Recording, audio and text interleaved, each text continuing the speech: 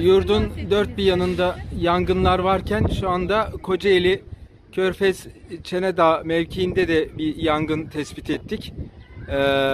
Bir yangın var gördüğünüz gibi. Müdahale edilmiş. İnşallah kısa sürede söndürülür.